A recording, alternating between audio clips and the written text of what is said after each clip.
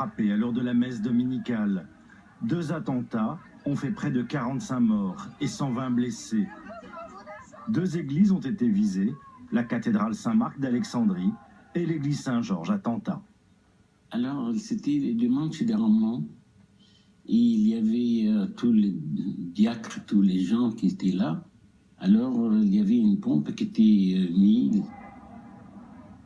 Il y avait au moins 45 morts martyrisés dans cette église.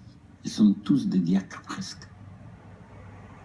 Donc, et le jour de dimanche des Rameaux, le jour de joie pour l'entrée de Christ dans le Jérusalem.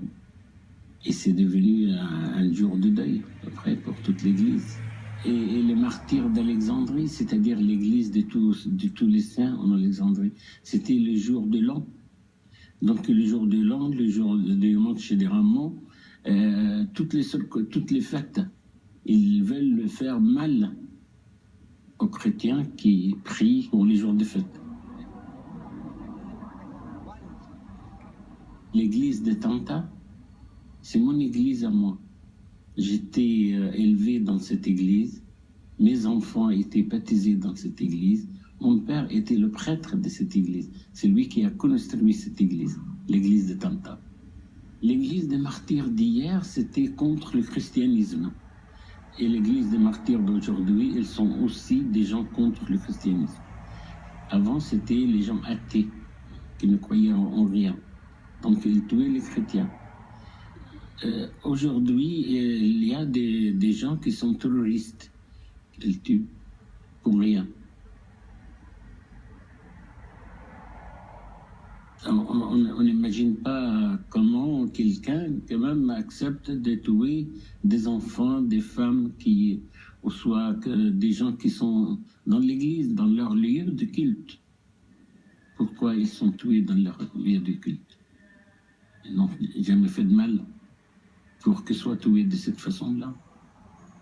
Nous, on considère que le sang des martyrs, c'est comme les semences qui après, une semence qui devient un arbre. Donc, le sang des martyrs, c'est quelque chose qui cultive, ou soit qu'il donne la force pour l'Église.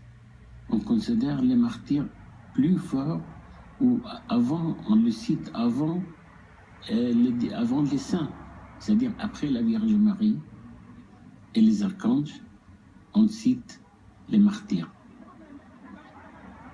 L'église copte aussi est une église de martyrs.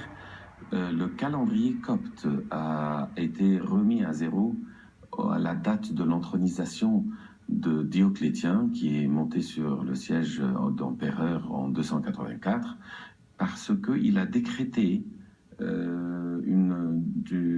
disons, la persécution gouvernementale d'État des chrétiens dans le monde et aussi en Égypte. L'église copte a 2 raisons pour être une église de martyrs. Elle a dans le cœur quelque chose qui la pousse vers le martyr et la persécution qui vient de l'extérieur.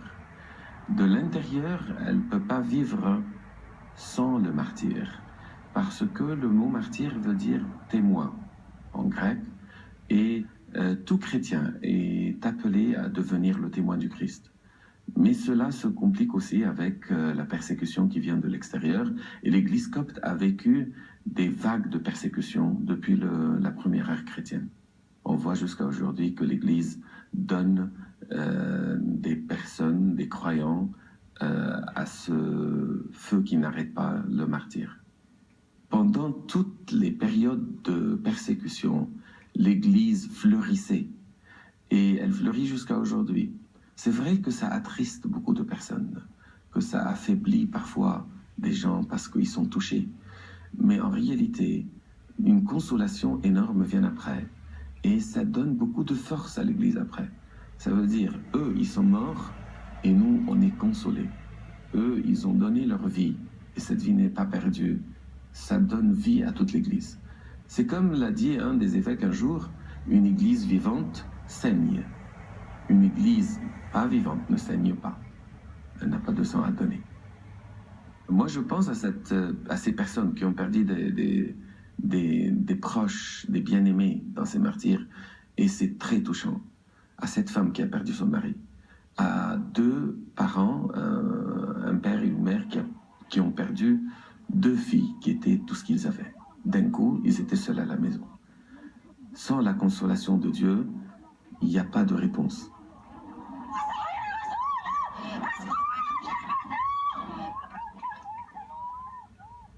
Mais est-ce que le chrétien copte a sa place dans la terre d'Égypte?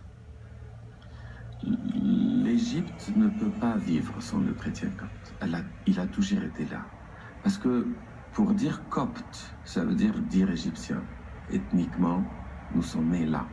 C'est une terre égyptienne qui a donné aussi ce fruit à l'Église, cette naissance à l'Église. Et l'Église est totalement enracinée dans l'Égypte. Et c'est pour cela qu'elle ne peut pas vivre en dehors. Comme l'ont dit les papes de l'Église, ce n'est pas une patrie dans laquelle on vit, mais c'est une patrie qui vit en nous.